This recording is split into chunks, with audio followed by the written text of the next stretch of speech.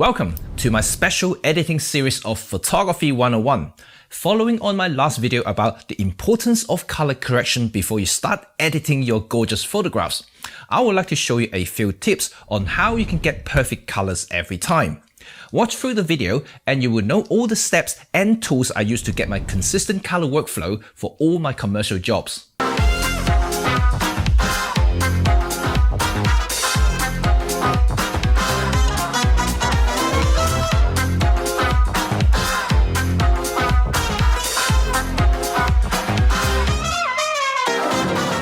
Hi, my name is Cheng, a photographer and filmmaker. This channel is created to help you become a better photographer, videographer, or maybe both, by sharing my 16 years of experience working in the commercial world. I also review techs and gadgets to help you get those shots and videos better and quicker. I'm also an Olympus ambassador, so you will see a lot of Micro Four Thirds equipment in my videos. But I'm talking about photography and filmmaking in this channel. Therefore, everyone is welcome. So smash that subscribe button and hit that bell to stay notified for all my upcoming content. Remember, this series is aiming for photographers who usually spend a lot of time processing their photos. It's about time management and efficiency.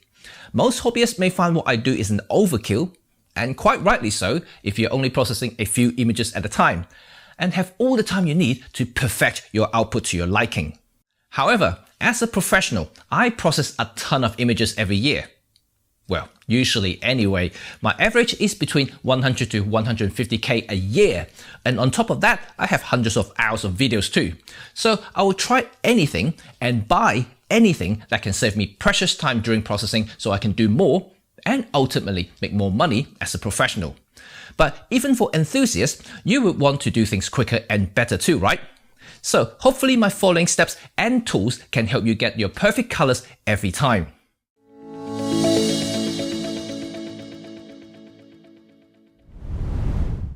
No matter how sophisticated auto white balance in modern digital camera is, it can still be fooled. Under normal circumstances, it's pretty accurate. But when you're in some very tricky places, like a forest or somewhere with lots of artificial lights for instance, the camera can get confused because the shades and tones are not associated in any of the predefined parameters or white balance presets. For example, if you're standing in a green field, the camera sees a lot of green, but the camera thinks green is a color and doesn't need to be corrected or compensated, resulting of lots of green cast on the entire image. Most professionals will use a reference tool, such as an 18% gray card. I started using one when I moved from analog to digital, because the early day of auto white balance was very inaccurate. So having a reference point always helps me to get the correct white balance in post. This is even more critical if you're a JPEG only photographer or general videographer, since the selected color white balance is baked into the files, and you don't have the same flexibility as a raw photo file for instance. Setting a custom white balance using a reference point ensures the colors of your photos and videos are consistent and accurate. But even with raw files, if you have a sequence of photos which are shot in bursts, you can batch process them with one single reference, resulting in much quicker and accurate processing. Here's a quick example. See, I deliberately use an odd white balance with my camera. I place the reference tool next to it and the next shot without. So, as long as you have one shot that is referenced, the rest can be easily corrected, literally in seconds. This saves you time to mess around your photos individually or to guess what the actual white balance is, no matter how good your eyes are, which I will come to that later. So, it is essential, and there are a few options in terms of tools I use. First, which I already mentioned, you can get a cheapo paper-based gray card for a few pounds or dollars. And the next one up is this. The collapsible grey bounce for about 15 to 20 pounds. It's like a tiny folding reflector, just in grey. Then this grey cube that you saw me using in the sample photos earlier. I use all of them, but this cube is the one I use most because it's tiny and I can carry anywhere, even in my pocket sometime. You can get this cube on its own or as a set with some other stuff which I'm going to show you in a second.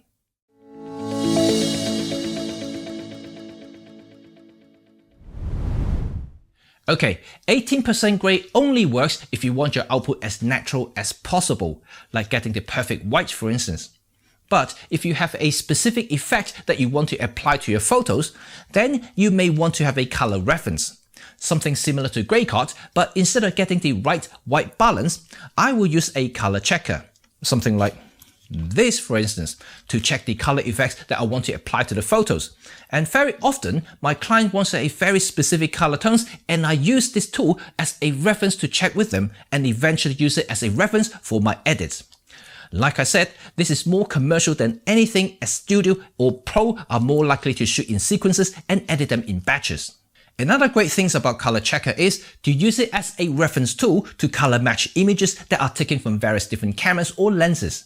You all know that different cameras and lenses have different colors, and I use this tool to match things in a more controlled environment, then make it as a preset for batch processing later. It won't be 100% due to the nature of how colors were interpreted by different camera processors, but we will get close enough that clients would not notice, unless they are trained colorists. So another essential tool for all digital content creators, both photography or videos.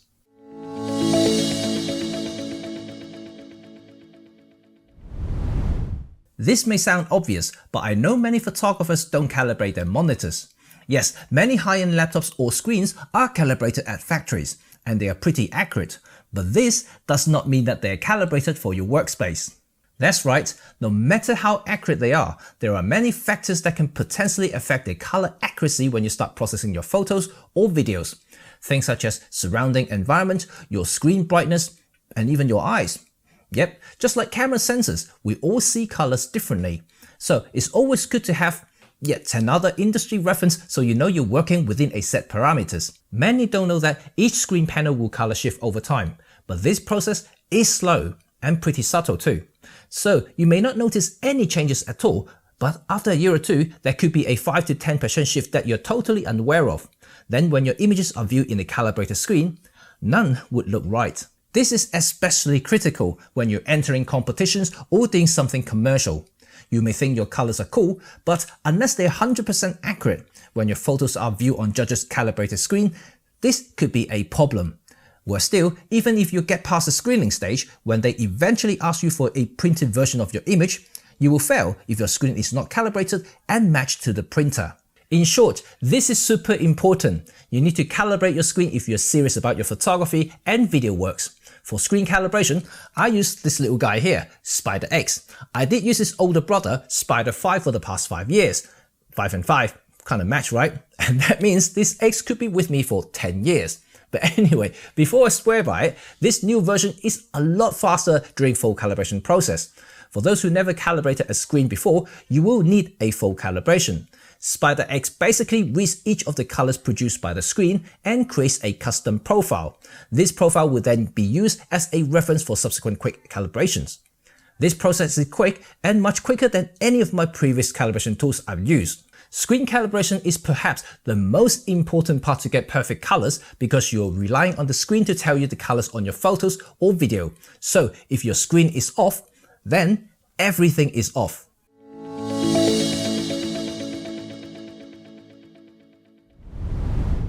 If you have done everything I mentioned earlier, I can almost certain that you will have perfect colors every time, no matter what camera brand you use. These things are quintessential as my professional setup and part of my workflow in each shoot that I do.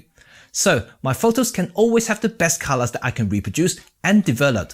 Each of the items I mentioned earlier is available to buy separately, but they also offer as a set from Data Color.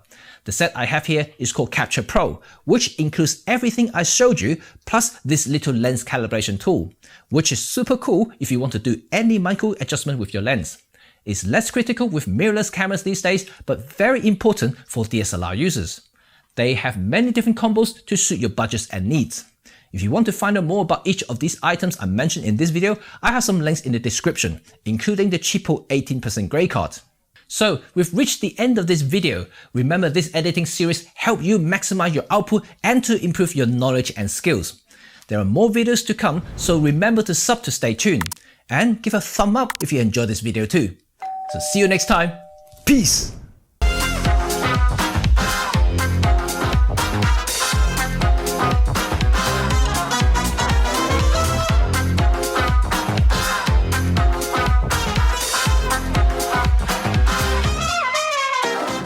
this for around a collapsible is a collapsible grey bounce.